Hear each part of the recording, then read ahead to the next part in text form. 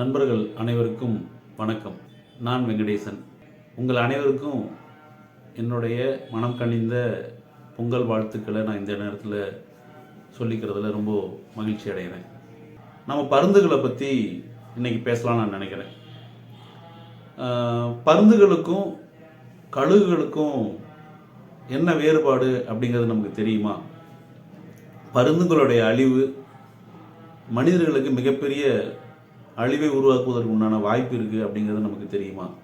வலி நிவாரண மருந்துகள் எந்த அளவுக்கு பருந்துகளை பாதிக்குது அப்படிங்கிறது நமக்கு தெரியுமாங்கிற இது போன்ற கேள்விகளுக்கான விடையை தேடுறதுக்கு தான் நம்ம இந்த காணொலியை இன்றைக்கி நம்ம உங்கள் முன்னாடி வைக்கிறோம். கோயம்புத்தூர், சத்தியமங்கலம், ஈரோடு, நீலகிரி போன்ற பகுதிகளில் இருக்கக்கூடிய வனத்துறையும் மருந்தாளர்களும் இணைஞ்சு ஒரு பயிற்சி வகுப்பு நடத்தி அதன் மூலமாக பருந்துகளை காப்பதற்குண்டான முயற்சியை எடுப்பதில் நம்ம அவர்களை இந்த நேரத்தில் பாராட்ட கடமைப்பட்டிருக்கிறோம். என்ன காரணம் அப்படின்னு நம்ம பார்த்தோம்னா, குறிப்பாக பருந்துகளுக்கும் வனத்துறைக்கும் சம்பந்தம் இருக்குது, பருந்துகளுக்கும் மருந்தாளர்களுக்கும் என்ன சம்பந்தம் இருக்குன்னு நமக்கு ஒரு கேள்வி எழலாம். கண்டிப்பாக இருக்கிறது அப்படிங்கிறத நம்ம இந்த இடத்துல நம்ம பார்க்க வேண்டியது என்ன அப்படின்னா, இந்தியாவில் தென் தமிழக பகுதியில் 3 விதமான பருந்து இனங்கள் இருக்குது. அந்த பருந்து இனங்களுக்கு இந்த வனப்பகுதி என்பது, நாம் மேலே குறிப்பிட்ட வனப்பகுதி அப்படிங்கிறது ஒரு வாழிடமாகவும் ஒரு அடைக்கலமாகவும் தொடர்ச்சியாக இருந்து கொண்டிருக்கிறது. இந்த பகுதியில் இருக்கக்கூடிய மருந்தாளர்களுடைய ஒத்துழைப்பு இருந்தால் அந்த பகுதியில் நம்மால் பருந்துகளுடைய எண்ணிக்கையை அதிகமாக்குவதற்குண்டான முயற்சி சாத்தியம் அப்படிங்கிறத வனத்துறையும் தமிழகத்தில் இருக்கக்கூடிய மற்ற இதர சமூக மக்களும் நம்புகிறோம். என்ன காரணம் அப்படின்னு பார்த்தோம்னா, பருந்துகளுடைய அழிவுக்கு மிக முக்கியமான காரணமாக சமீப காலமாக பண்ண பல ஆராய்ச்சிகளில் என்ன கண்டுபிடிச்சிருக்காங்க அப்படின்னா, மனிதர்களுக்கோ அல்லது நம்முடைய வீட்டு விலங்குகளுக்கோ பயன்படுத்தக்கூடிய வலி நிவாரண மருந்துகள் பருந்துகளை பாதிக்குது அப்படிங்கிற ஒரு செய்தி தான் இதற்குண்டான பின்பணியாக நம்ம பார்க்குறோம். சுமார் 5 லட்சம் மக்கள் இறந்திருக்காங்க கழுகுகளுடைய மறைவுனால அப்படின்னு சொன்னால் நம்மளால் நம்ப முடியுதான்னா, அதுதான் நம்ம முன்னாடி இருக்கக்கூடிய உண்மையான தகவல். பல ஆராய்ச்சி முடிவுகள் சொல்லப்பட்ட விஷயத்தில் சுமார் 5 லட்சம் மக்கள் இறந்திருப்பாங்க அப்படிங்கிறத சொல்லுது ஒரு ஆராய்ச்சி. என்ன காரணம்னா, பருந்துகள் அப்படி மனிதர்களை காப்பதற்கு எந்த விதத்தில் பயன்படுது அப்படிங்கிறத நம்ம இங்கே பார்க்க வேண்டிய முக்கியமான விஷயம். சினிமாவை நம்ம பார்க்கும்போது பார்த்தீங்கன்னா கழுகுகளோ அல்லது பருந்துகளோ வட்டமிட்டா அந்த பகுதி ஒரு ஆபத்தான பகுதியாகவும் இல்லை ஒரு பயமுறுத்தலுக்காக காட்டுவது அப்படிங்கிறத நம்ம இயல்பாக பார்த்துருக்கோம். ஆனால் அந்த பருந்துகள் நம் வாழ்க்கையில் மிக மிக முக்கியமான கடமையாற்றுது அப்படின்னா நம்ம அதை கண்டிப்பாக ஏற்றுக்கிட்டு தான் ஆகணும். ஏன் அப்படின்னா, மறைந்த விலங்குகள், இறந்து போன விலங்குகளுடைய உடல்களை நம்மால் எவ்வளவுக்கு வேகமாக அப்புறப்படுத்த முடியும் அப்படின்னு பார்த்தா நம்மளால் அந்தளவுக்கு வேகமாக அப்புறப்படுத்த முடியாது. இது எந்த மாதிரியான உதவியை பருந்துகள் செய்யுது அப்படின்னு நம்ம பார்த்தோம் அப்படின்னா, நம்ம பகுதியில் இருக்கக்கூடிய ஏதேனும் விலங்குகளோ இல்லை உயிரினங்களோ இறந்து விட்டால் அந்த உயிரினங்களை உடனடியாக உண்ணுவதன் மூலமாக அதில் இருக்கக்கூடிய கிருமி தொற்றை மிக வெகுவாக குறைக்கிறது தான் பருந்துகளுடைய மிகப்பெரிய பலம். அதுக்கு உணவாக இருக்கக்கூடிய அதே நிலையில் நம்மளையும் அது ஒரு விதத்தில் கிருமி தொற்றிலிருந்து பாதுகாக்குதுங்கிறது தான் முக்கியமான ஒரு அம்சமாக நம்ம பார்க்குறது. அப்படி என்னதான் கழுகுக்கோ அல்லது பருந்துக்கோ ஏன் அப்படி ஒரு சிறப்பான ஒரு இடம் இருக்குது அப்படின்னு பார்த்தோம்னா, நம்மளுடைய வயிற்று பகுதியை நம்ம பொதுவில் பார்த்தீங்கன்னா நம்ம வயிற்று பகுதியில் அமிலங்கள் சுரக்குது அப்படின்னு சொல்லுவோம். அந்த அமிலங்கள் 7 அப்படிங்கிற எண்ணிக்கை இருந்தால் நியூட்ரல், அதாவது சமநிலையில் இருக்கிறதும், 7க்கு மேலே போனால் அல்கலி அப்படிங்கிறதும், 7க்கு குறைவாக இருக்கிறது அசிடிக் பிஹெச்னு சொல்லுவோம். நம்ம உடம்புல இருக்கக்கூடிய அந்த அமிலத்தன்மையை பிஹெச்னு சொல்லுவோம், பர்டிகுலராக நம்மளுடைய வயிற்று பகுதியில்.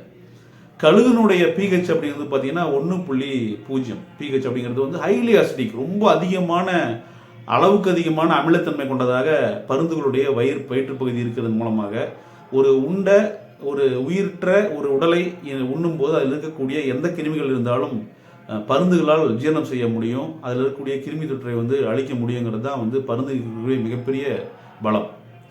ஆனால் அந்த பலமாக இருக்கக்கூடிய அந்த பருந்துக்கு மனிதர்களான நாம் என்ன செய்கிறோம் அப்படிங்கிறத நம்ம முன்னாடி இருக்கக்கூடிய முக்கியமான கேள்வி.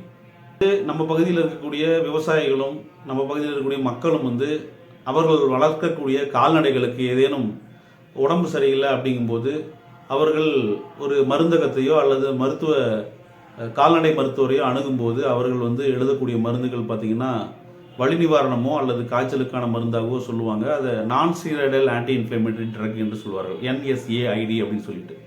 அந்த மருந்துகளை நம் பகுதியில் இருக்கக்கூடிய கால்நடைகளுக்கோ விலங்குகளுக்கோ நம்ம கொடுக்கும்போது அதை சாப்பிட்டுக்கிட்டு இருக்கு. ஒருவேளை அந்த மாதிரி நம்ம மருந்து கொடுக்கப்பட்டோ இல்லை வேறு எதனாச்சும் மருந்துகளோ கொடுக்கும்போது எலிகள் உட்பட இருக்கக்கூடிய பிரச்சனைக்கு நம்ம மருந்து வைக்கக்கூடியது பல இடங்கள் நடக்குது. அப்போ இதை தூக்கி நம்ம வெளியே போடும்போது இதை சாப்பிடக்கூடிய பருந்துகள் மரணம் அடையுதுங்கிறது தான் மிகப்பெரிய பிரச்சனை. அதில் அந்த நான் சொன்ன ஏற்கனவே சொன்னேன், இந்த வலி நிவாரணப் பொருளாக சொல்லக்கூடிய NSAID அப்படின்னு சொல்லப்படக்கூடிய இந்த வலி நிவாரணப் பொருட்கள் கிட்டத்தட்ட 20 ஆண்டுகளுக்கு முன்பாக 1990களிலிருந்து பயன்படுத்திட்டு வர்றாங்க. அப்போ பயன்படுத்திட்டு வரும்போது என்ன ஆகுது அப்படின்னா, அதன் மூலமாக சுமார் 5 கோடி எண்ணிக்கையிலான பருந்துகள் வந்து இறந்து போயிருக்கு அப்படிங்கிறது தான் நம்ம முன்னாடி இருக்கக்கூடிய அதிர்ச்சிகரமான செய்தி. என்னடா 5 கோடி அப்படிங்கிறது வந்து சாத்தியமா அப்படின்னா சாத்தியமாயிருக்கு அப்படிங்கிறது தான் ஒரு ஆராய்ச்சி முடிவுகள் சொல்லுது. இப்போ வந்து இந்த NSAIDயில் முக்கியமாக எதனால் வந்து பாதிக்கப்படுதுங்கிறத நம்ம பின்னாடி பேசுவோம். அதற்கு முன்பாக பருந்துகளோட சிறப்பு என்ன, பருந்துகளுக்குடைய ஒரு முக்கியமான சிறப்பு என்ன அப்படின்னு பார்த்தோம்னா, நம்முடைய முக்கியமான தூய்மை பணியாளர்கள் எடுத்துக்கலாம் அல்லது துப்புரவாளர்கள் எடுத்துக்கலாம். இயற்கையால் உருவாக்கப்பட்ட ஒரு முக்கியமான உயிரினமாக நம்ம பருந்து பார்க்க வேண்டியிருக்கு. முக்கியமாக இறந்த உடல்களை பல இடங்களில் இடுகாடுகளில் பார்த்துருக்கோம், வனங்களில் பார்த்துருக்கோம், வந்து டிஸ்கவரி சேனல் போன்ற பல நியூஸ் சேனலில் நம்ம பார்த்துருக்கோம். என்னென்னா வந்து ஒரு பகுதியில் வந்து ஒரு உயிரினம் இறந்து விட்டால் உடனடியாக அங்கே அதை வந்து உண்ணுவதற்காக கழுகுகள் வரும், ஓனாய் என்று சொல்லப்படக்கூடிய விலங்குகள், இல்லை கழுதைப்புலி, நரி போன்ற விஷயங்கள் எல்லாத்தையுமே வந்து நம்ம பார்த்துருக்கோம். ஆனால் பொதுவாக திரைப்படங்கள்லையும் சரி இல்லை வந்து நம்மளுடைய அன்றாட வாழ்க்கையிலும் சரி இந்த விலங்குகளை எல்லாத்தையுமே வந்து ஒரு வில்லன்களாக சித்தரிக்கக்கூடிய மனப்போக்கு தான் மனிதர்களுக்கு இருக்குது. ஆனால் இந்த விலங்குகள்லாம் இல்லைன்னா என்ன ஆகும்னா நம்மளால் கற்பனை கூட பண்ண முடியல. ஏன்னா இறந்து போன உடல்களை மக்குவதற்கு மண்ணில் இருக்கக்கூடிய பாக்டீரியா ஒரு முக்கியமான காரணமாக இருந்தாலும் அதற்கு முன்பாக அதை வந்து இன்னும் ஓரளவுக்கு சுத்தம் பண்ணுறதுக்குண்டான முக்கியமான பணியை வந்து இந்த பருந்துகள் செய்யுது அப்படிங்கிறத நம்ம மறுக்க முடியாது. எந்த அளவுக்கு சாத்தியம் அப்படின்னா, ஒரு 20 பருந்துகள் சேர்ந்தாலே ஒரு மிகப்பெரிய விலங்கை வந்து சர்வசாதாரணமாக 20 நிமிடத்தில் முற்றிலுமாக வந்து உண்டு முடிச்சோம். அப்படிங்கும்போது அந்த பகுதியை சுத்தமாகிறதுக்கான வாய்ப்பு அப்படிங்கிறது ரொம்ப அதிகங்கிறதான் விஷயம்.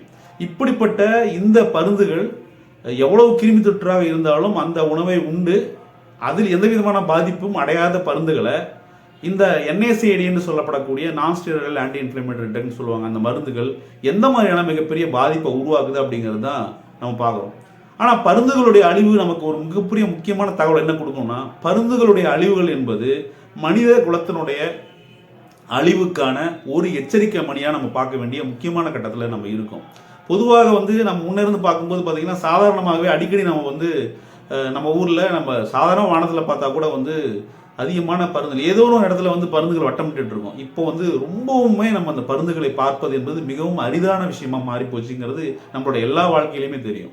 இன்னைக்கு கமெண்ட் செக்ஷனில் நீங்கள் போடுங்க, கடைசியாக நீங்கள் எப்போ பருந்தை வந்து வானத்தில் வட்டமிட்டதை நீங்கள் பார்த்தீங்க அப்படின்னு போட்டிங்கன்னா கண்டிப்பாக வந்து உங்களுக்கு மிகப்பெரிய ஒரு கேள்வியாகத்தான் இருக்கும், அது சாத்தியமா அப்படின்னு சொல்லிட்டு. அந்தளவுக்கு வந்து பருந்து இனம்ங்கிறது முற்றிலுமாக வந்து அழியக்கூடிய ஒரு சூழ்நிலையில் இருக்கிறதுங்கிறது தான் வந்து மனித குலத்திற்கு உண்டான பேராபத்தின் ஒரு அறிகுறியாக நம்ம பார்க்க வேண்டியிருக்கு அப்படிங்கிறது தான் நம்ம சொல்ல வேண்டியது. இந்த பருந்துகளை பற்றி நாம் சில விஷயங்கள் புரிஞ்சுக்கணும் அப்படின்னு நம்ம நினச்சோம்னா, பருந்துகள் எந்த மாதிரியான பகுதிகளில் வாழுது, அது எந்த அளவுக்கு வந்து மனிதர்களுடைய செயல்பாட்டால் பாதிக்கப்படுதுங்கிறத நம்ம பார்க்கணும். முக்கியமாக பருந்துகள் அதிகமாக முட்டையிட்டு குஞ்சு பொறிக்கக்கூடிய பகுதிகள் பார்த்திங்கன்னா பாறை இடுக்குகள் தான் அதிகமாக இருக்குது. ஆனால் மனிதர்கள் இன்னைக்கு அவர்களுடைய செயல்பாடுகள் மூலமாக அதிகமான பாறைகளையும் மலைகளையும் உடைப்பதன் மூலமாக அதனுடைய வாழ்விடத்தை நம்ம ரொம்பவே குறைச்சிட்டோம் அப்படிங்கிறது தான். பருந்துகள் வந்து முட்டையிட்டு குஞ்சு பொறிக்கக்கூடிய அந்த சூழ்நிலையில் என்ன அப்படின்னு பார்த்தோம்னா, அதற்கு உண்டான ஒரு சிறப்பான ஒரு சில விஷயங்கள் தான் இருக்குது. பொதுவாக வந்து பறவைகள் முட்டையிட்டு குஞ்சு பொறிச்சதுன்னா அதுக்கு வந்து உண்டான உணவை எடுத்துகிட்டு போய் வந்து கொடுப்பதை நம்ம பல வீடியோக்களில் நம்ம பார்த்துருப்போம், நேராகவும் பார்த்துருப்போம். அதனுடைய குஞ்சுகளுக்கு பருந்து எடுத்துகிட்டு போய், ஆனால் வந்து பருந்துகள் இருக்கக்கூடிய ஒரு கேரக்டர் என்ன அப்படின்னா, பருந்துகள் தன்னுடைய குஞ்சுகளுக்கு எப்போதும் உணவை எடுத்துக்கொண்டு போய் கொடுக்கறது கிடையாது. அது என்ன பண்ணும் அப்படின்னா, தான் சாப்பிட்டு கிட்டத்தட்ட செரிமானம் இருக்கக்கூடிய அந்த உணவை அப்படியே கக்கி அப்படியே அந்த குஞ்சுகளுக்கு கொடுக்கும். இதுதான் வந்து பருந்துகள் தன்னுடைய குஞ்சுகளுக்கு இறை கொடுக்கக்கூடிய முறை. கொஞ்சம் வித்தியாசமான விஷயமாக இருந்தாலும் அதில் இருக்கக்கூடிய பின்னாடியும் நம்ம பார்க்க வேண்டியிருக்கு.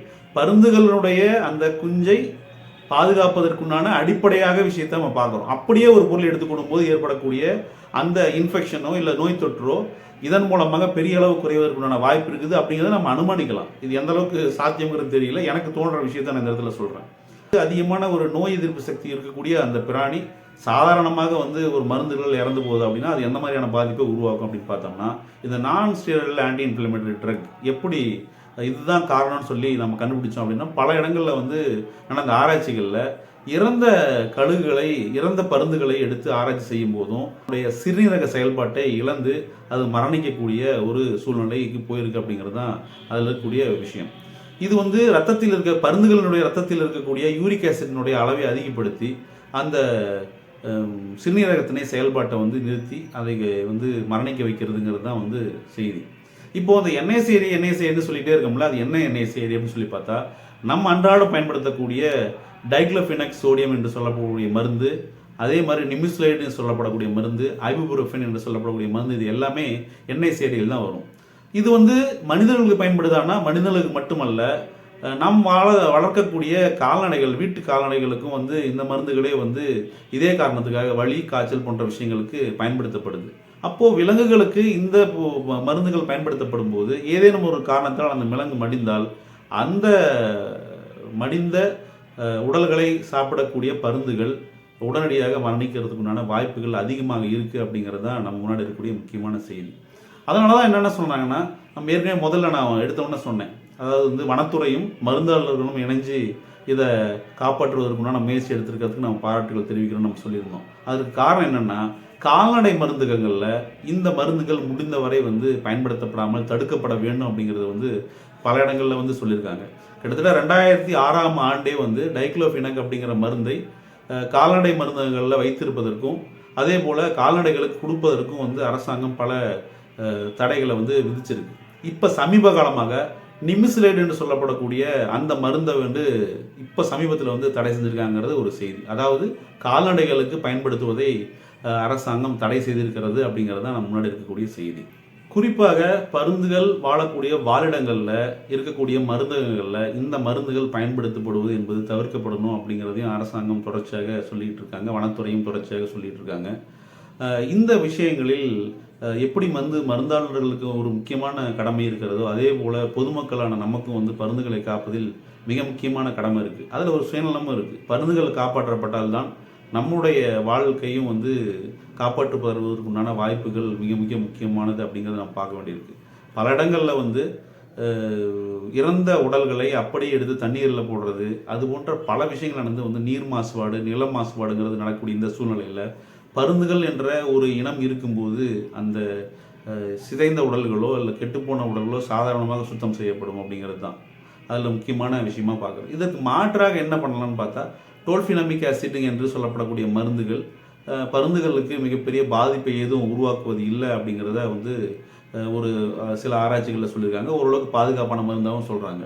இது போன்ற விஷயங்களை மருந்துகளை வந்து நாம் வந்து கால்நடைகளுக்கு கொடுப்பதன் மூலமாக அதனால் ஏற்படக்கூடிய பாதிப்பை பருந்துகளிலிருந்து காப்பாற்றலாம் அப்படிங்கிறதும், அதே போல் கனிமங்களை வந்து நம்ம வந்து சரிவர பயன்படுத்துவது, கனிம பகுதிகளில் வந்து கண்டபடி நம்ம வந்து அதிகமாக வெட்டி பாறையிடுகளை எல்லாம் வந்து அழிப்பது என்பது மிகப்பெரிய பாதிப்பை பருந்துகளுக்கு உருவாகுதுங்கிற முறையில் அதை வந்து செய்யும்போது கூடிய கவனத்துடன் செய்வது என்பது ரொம்ப முக்கியமான ஒரு காரணமாக நம்ம பார்க்கணும். ஆரோக்கியம், விவசாயம், பல்லுயிர் பெருக்கம், இந்த மூணு வந்து ஒன்றோட ஒன்று தொடர்புடையது. மனிதர்களுடைய ஆரோக்கியமாக இருக்கலாம், அல்லது விலங்குகளுடைய ஆரோக்கியமாக இருக்கலாம், அல்லது தாவரங்களுடைய ஆரோக்கியமாக இருக்கலாம். இது எல்லாமே வந்து ஒரு ஒன்றை ஒன்று சார்ந்த முக்கியமாக ஒரு பிணைப்பாக இருக்குது. இந்த பிணைப்பை வந்து நம்ம எந்த இடத்துல உடைச்சாலுமே அது ஒட்டுமொத்த பூமிக்குமே இருக்கக்கூடிய உயிரினங்களுக்கு மிகப்பெரிய ஆபத்தாக தான் முடியுங்கிறது தான் நம்ம தொடர்ச்சியாக பல நேரங்களில் நம்ம பார்த்துக்கிட்டு இருக்கிறோம் அப்படிங்கிறதையும் இந்த இடத்துல நம்ம வந்து கவனிக்க வேண்டிய இருக்குது. இதில் அன்றாட வாழ்க்கையில் தொடர்ச்சியாக பருந்துகள் போன்ற விலங்குகளை வந்து நம்ம வந்து சினிமா திரைப்படங்களில் வந்து ஒரு நெகட்டிவாகவே காட்டி நம்ம வந்து பார்த்துருக்கோம். பார்த்தா வந்து அதை ரொம்ப கேவலமாக பிணைந்தண்ணி கழுகு அப்படின்னு சொல்லக்கூடிய அந்த வழக்கம் நமக்கு உண்டு. அப்போது அது இல்லை அப்படின்னா நமக்கு எவ்வளோ பெரிய பாதிப்பை உருவாக்கும் அப்படிங்கிறத நாம் கண்டுகொள்ள வேண்டும், அதை நாம் புரிந்து கொள்ள வேண்டும். அப்படி இருக்கும்போது தான் வரும் காலங்களில் இருக்கக்கூடிய அடுத்த சந்ததிக்கான தேவையான அடிப்படை விஷயங்கள் எல்லாமே வந்து பாதுகாக்கப்படும். அதில் பருந்துகள் என்பது நம் வாழ்க்கையில் மிக முக்கியமான அங்கம் என்பதை வந்து எக்காரணம் கொண்டும் நம்ம மறந்துவிட முடியாது. அதை காப்பதற்கு ஒவ்வொருத்தருக்குமே கூடுதல் பொறுப்பு இருக்குது அப்படிங்கிறதும், வரும் காலங்களில் அதற்குண்டான முயற்சியை நம்ம அனைவரும் இணைந்து எடுக்கிறோம் அப்படிங்கிற ஒரு அந்த விஷயத்தையும் நம்ம இந்த இடத்துல சொல்ல வேண்டியிருக்கு.